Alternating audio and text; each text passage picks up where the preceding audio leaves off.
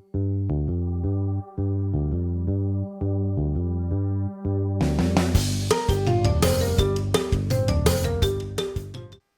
morning, everybody. Jolene Dodge here. It's August 2nd in coastal North Carolina, and it's been a bit since I've done a kiln opening of glaze. As a potter and an artist, there comes a point in time where you reevaluate what are you doing and why are you doing it. And for me, that's happened in the past couple of months. I love making large pieces that have a strong personal opinion and point of view. So that's what this is. There's a lot of large bowls. Well, there's not a lot. They're big pieces, so I only have 3 or 4 pieces. It filled up the kiln. Let's get right to it, and here we go before the landscapers get it loud. And apologize for the attire. We're going to the beach as soon as this is finished filming. See you in a minute. Here we go. So this is a test piece. These are new underglazes from a company that doesn't use the pigments without clay in them that fire to cone 6. As you can see, this is a complete cone 6. Matter of fact, almost maybe 6.5. It touches the shelf, so it's a little hotter than we want. We're still playing with the heat because if you followed, we've replaced all the coils and all the interiors. So what I did was, this is a test plate, and I'm going to bring it closer to the camera here. So as you can see, it's kind of a nautical thing with the coral, and I apologize for the background noise of the landscapers. They're busy people. So what I wanted to know was, before I committed this to one of my large bowls, this is the shiny side. This is zinc-free and clear, and I love how it looks, and this is what I'm going to go with. Now you can see on this side, it's a much softer, more muted look. Doesn't have that sheen. It's very pretty. I just literally prefer the vibrancy of this, and I like how the white pops back out again because of my porcelain. So I love it. And I defined doing it this way so I could see the shiny versus the matte. I wish it showed up better in the camera. I'm sorry to say it doesn't. Maybe if I do it this way, you can see. See how there's like a yellowy? See how the white doesn't pop as much. This is a carving I changed my mind on. So this is just a sample piece, so I know I don't have to sacrifice one of my better pieces. This is a piece I took a workshop, and I had seen an artist in Ashburn, and she did this lovely. This is all slip trailing, and I don't know if you can pick up that blue. That's a combination of black and cobalt in the slip trailing, and then I used pearl white, and you can see it dragged some of that cobalt and made the blue a little bit more emphasized. This is exactly what I was hoping for. I love this pattern, and I think I'm going to use this on quite a few pieces. I just love the simplicity and the elegance of it, and the little bit of a rough, slip trailing. Looks really nice. I think it came out lovely. I hope you like it too. Okay, so now this is a refire. This was an oyster platter that I do quite a few of. As a matter of fact, I'm going to be doing 4 tomorrow. And it just came out kind of dull, and I've been wanting to add additional color to it without going crazy. So I think this came out quite lovely. I don't know if you can see the purple in here, the stronger blue. This is some greens. I have some pinks up in here. I think it's just lovely. And what I'm going to do to this, and of course, as always, I love the back. The back is my absolute favorite. Then what I'm going to do to this next is I have decided, I read up on it, and I'm sure I'll get comments about this, but mother of pearl mop, mother of pearl low fire, is food safe. It is not scratch resistant. It does not like the dishwasher. It does not like abrasive, and it will wear off if you use it that way. But I have talked to more and more of my clients, and they said they wouldn't put this in the dishwasher regardless, which surprises me because I would. So I'm going to do some mop, which is a beautiful mother of pearl, which will give it an even stronger shell reference, and we'll see what we think. I'll be sure to include that in a video. Hope you like the colors. let me know in the notes below.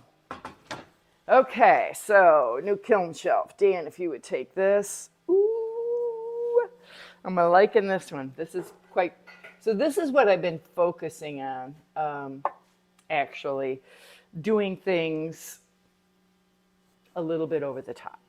So for me, as you can see, this is a pretty big bowl. And I think personally, it's pretty darn nice. It's soft, it's pretty, it's, I just think it's quite lovely. And it came out nice. Here's the back, as usual, with my Jolene Creates logo. I love that exterior. That's my signature piece. I just love how it works. And the rough edges, again, because it reminds me of the sea and the organicness of it. This is the direction my work is going to start taking. I'm looking at another gallery now that does more fine art. And this is pretty good size. It's probably 16 inches across, and it's probably, I would say, 6 inches tall. And it's a real, I think it's quite a pretty piece. I'm hoping other people like it as well. So let's see. Put that one there. Oh, and how it fired. Did it fire? So this is the 5, very over the top 5, 6, all the way to the bottom, and it started to bend 7. Again, we're too hot. So Mr. Kiln technician here has to fix this. We're still struggling to get it to where we want it to be, and as yet we're not quite there. We will be, we're just not yet. So here's another whole shelf. You know, I had a problem. Oh gosh, that's pretty. I've done this before, but every time I do them, they're a little tiny bit different, and goodness gracious, what do you think? So these are all barnacles that I did, and I'm absolutely loving them. And then the exterior, of course, is that whole barnacle kind of look. The edge, again, I'll bring it up close. These are a combination of probably, I have 6 or 7 different glazes in here. These are Stork and Coat, wiped back, I think rawhide. Oh, and an glaze underneath that, and then clear on top. So those are in and of itself. This is, I believe, 2 to 3 coats of soft white, or could be pearl. I don't have my notes with me.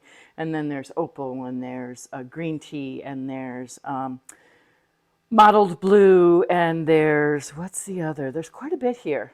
And blue violet. So this little tiny river of, that's the blue violet, just little drabbles of it. Bottom line, wow, I think that's pretty darn nice. So they're looking pretty good. Okay, let's go to our next level here. And I also, as a quick tip, I don't know about anybody else, but what happened for me is I started doing kiln wash on the bottoms and the tops of all my posts. Reason being, I lifted up a shelf and it felt fine, like it was going to release, but it didn't. It had a little bit of a tag. The post fell over and hit one of my pottery pieces and cracked it. I was quite disappointed. So, ergo, that's what I'm doing from now on. I'm going to, sorry for my back, I started doing kiln wash on all the tops and bottoms. Don't have any issue now. Oh, ooh. Like I said, this was quite a short kiln opening. Goodness gracious, I think this is pretty, very different than the others. It's a, let me see, quite a deep color this time.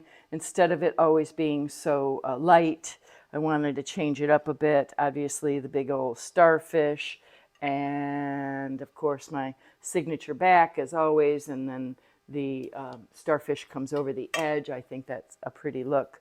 And I'll bring it up close. And again, this is a whole lot of, there's black obsidian, I mean, and ooh, what are they? Deep sea, seaweed. I know what else.